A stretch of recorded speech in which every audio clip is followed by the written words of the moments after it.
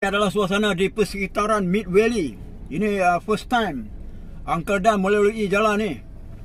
Memang menarik betul kawasan-kawasan ni. Dan memang kalau kita lihat suasana di area Mid Valley ni satu urban scene yang begitu padat.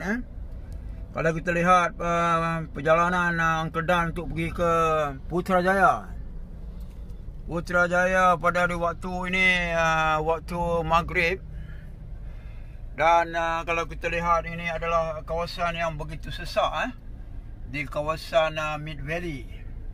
Jadi Uncle Dan share lah kepada sahabat-sahabat semua. Ini adalah satu pemandangan urban scene di Kuala Lumpur pada waktu lebih kurang sekarang pukul 7.18 malam. Ini sebahagian daripada perjalanan yang begitu sesak kalau kita lihat di Kuala Lumpur setakat ini.